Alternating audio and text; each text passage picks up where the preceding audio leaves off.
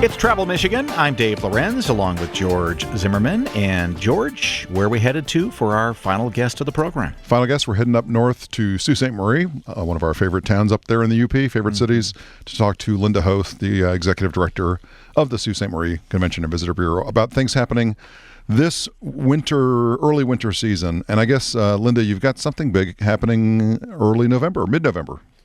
Well, November 11th, okay. Veterans Day. Yes. 11/11. Mm-hmm. 11/11. It's an exciting day. I mean, because our participating hotels are giving away free rooms to veterans. Wow, that's really? great.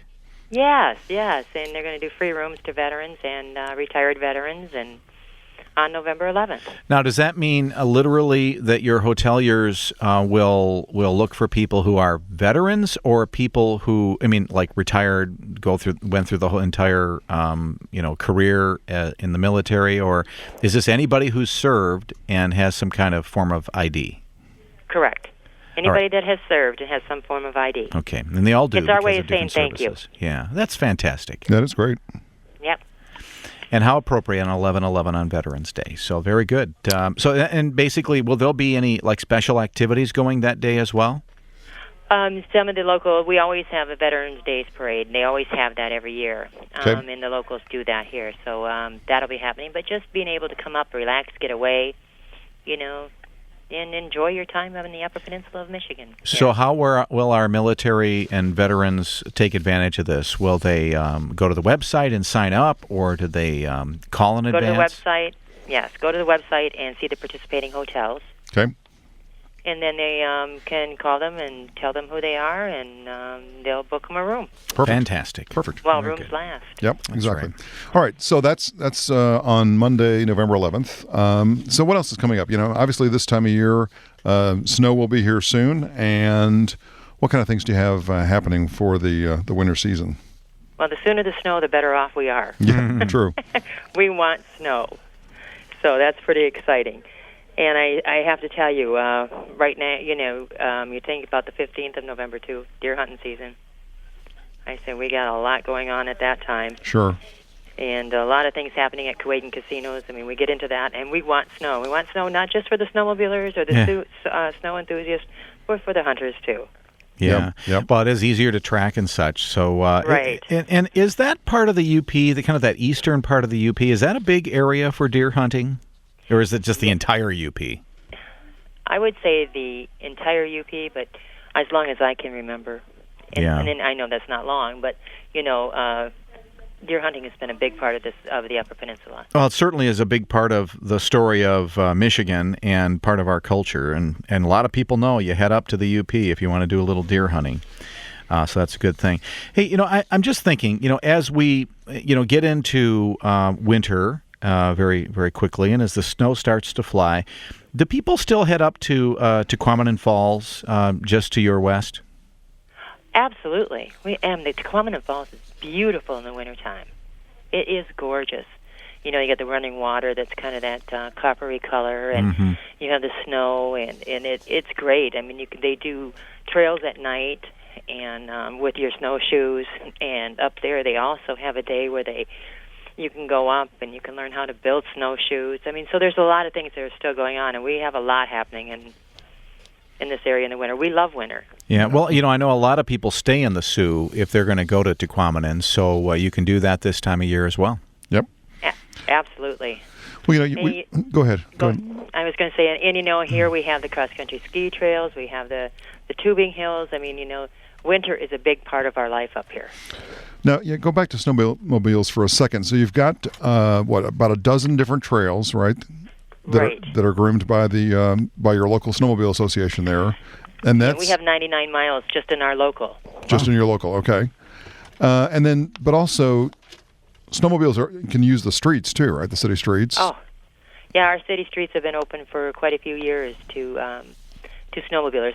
And most of the snowmobilers want to get access to the trails, and it makes it easy to get to the trails. You don't have to find a place to park. Yep. I think people might be surprised, to realize that there's so many groomed trails in the Sioux area and all throughout the UP. It's really what makes the Upper Peninsula the mecca for snowmobiling is the fact that you have so many volunteers grooming those trails and making the ride a lot more comfortable. We have such an excellent snowmobile association up here. I mean, they're out there every day, sometimes 2-3 times a day.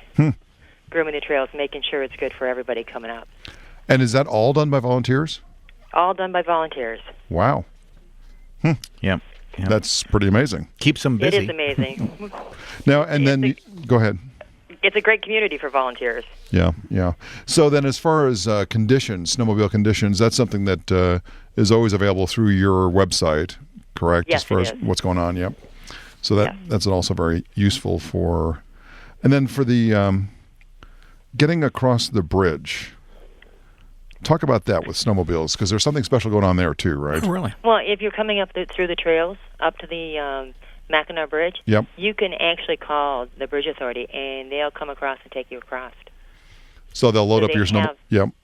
Yep, you don't have to bring your vehicle, and you can get on the trails and head north. I would presume there's some kind of a fee for that. Yes, there is. I think last year it was a $10 fee, I think it was. Yeah. Well, certainly well worth it. Nominal, yeah. I mean, but that's great. What a great service.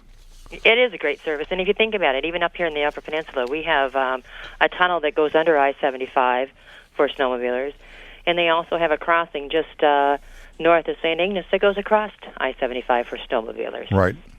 So you can work on both sides, enjoy both sides. So the... And is the trend that we've seen the last couple of years with snowmobilers, them doing kind of longer and longer trips, is that still kind of what you're seeing as far as what's happening in your area? Oh, yeah, we're seeing it. And what we're seeing is, in the eastern UP, going from one destination to the next destination to the next, and we all work together so well. Yeah. Well, the I-500 is a huge event for the Sault Ste. Marie area. When is that happening this coming year? It's the first Saturday in February. First Saturday in February. And that's Right. a big deal.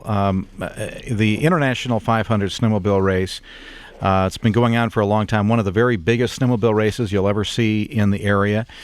Tell us what happens during the I-500.